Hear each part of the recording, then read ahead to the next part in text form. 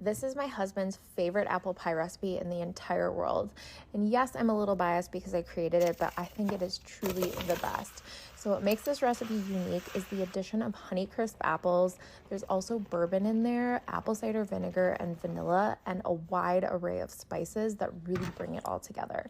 But honestly, I think what takes it to the next level is this Dutch brown sugar crumble that gets nice and golden and crunchy when the apple pie is baked. So if you're looking for a good apple pie recipe to bake this fall, choose this one. I promise you are going to fall in love with it.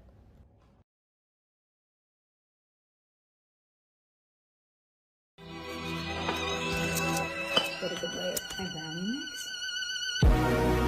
Feel like sun on my skin. This is love. I know it is. I know it sounds super cliche, but you make me feel some type of way. This is falling in love. Just the cookies. All right, they're going in. Look at those. So remember what's the swirl? I don't know why that in the entire time that I'm making these videos that I haven't made plain snickerdoodles. Actually, that's not technically true. I did one a while back, and then I also did one with caramel, but those don't count. It just kind of feels like I've neglected snickerdoodles even though everyone's requesting them. So I finally made a recipe, and it's on my blog linked in my bio.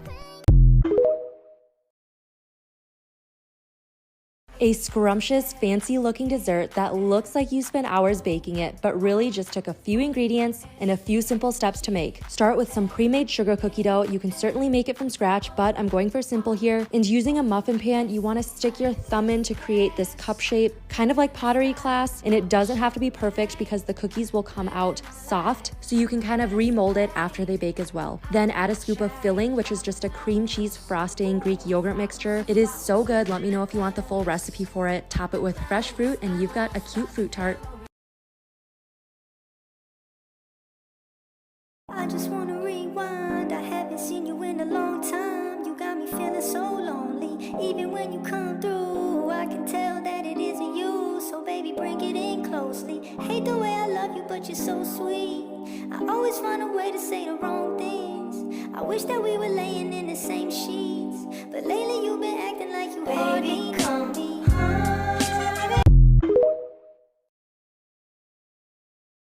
This is Gordon Ramsay's recipe to make shepherd's pie, and this is episode 4 of the Thanksgiving recipes. 2 pounds of ground lamb, a little bit of salt and pepper.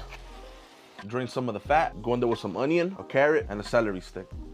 And now 3 freshly minced garlic, a tablespoon of tomato paste, a branch of rosemary and thyme, some red wine to deglaze, and lastly, enough beef broth to cover up all the beef. Now simmer that until the broth has reduced. And then lastly, go in there with some peas. And this is the perfect time to check if it needs some salt. If it needs some, just go ahead and add it. Peel some potatoes, cut them into smaller pieces. Now boil your potatoes until completely soft. Mash your potatoes, couple knobs of butter, some shredded cheese. Pour in there about a half cup of some hot heavy cream, 3 egg yolks, and lastly, some Parmesan cheese, fat pinch of salt, and some black pepper. Into an oven-safe dish, your meat goes first. With a fork, just score some lines. Freshly shredded Parmesan on top. A little bit of black pepper. Now into the oven at 400 degrees Fahrenheit until the top is nice and golden brown.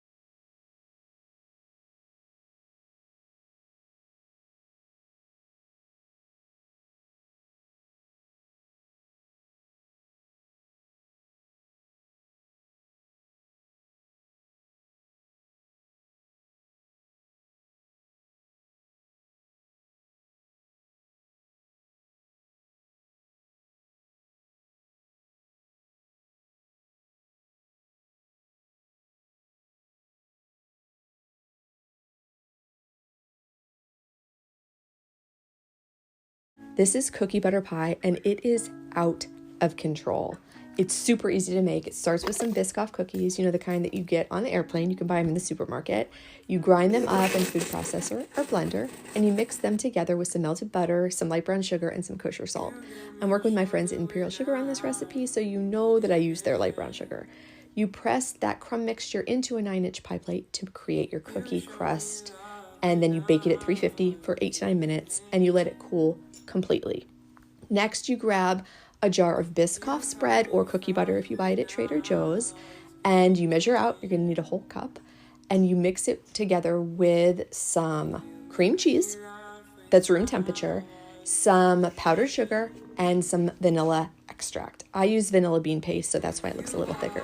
You mix it for 2 minutes until it's light and pale in color, and then you fold in some Cool Whip, or of course you can use homemade whipped cream.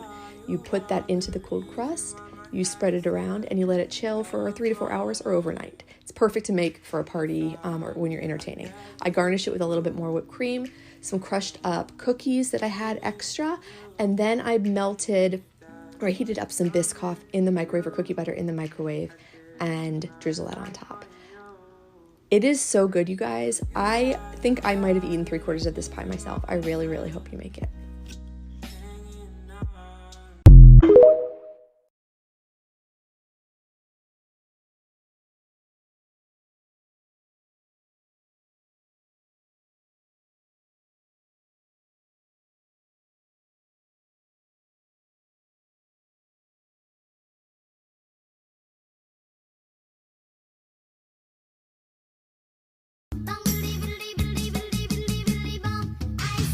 Pass the dutchie on the left hand side.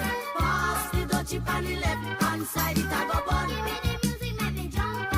It a go done.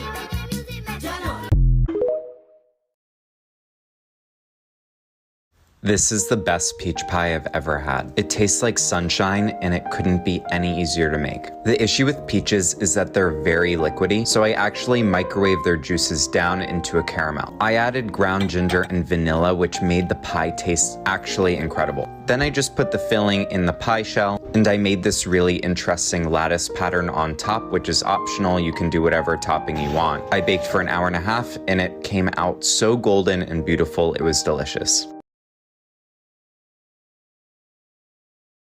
More cookies with a layer of graham cracker, chocolate chips, marshmallow, and homemade cookie dough.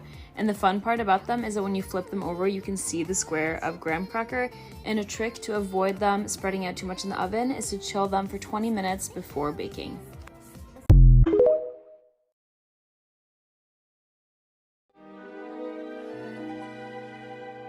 C'est ça l'amour, le grand amour, l'amour qui fait chanter la vie, là dans tes bras,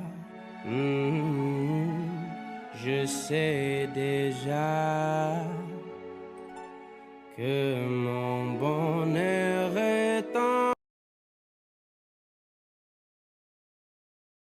This right here is the best chocolate cake you'll ever have.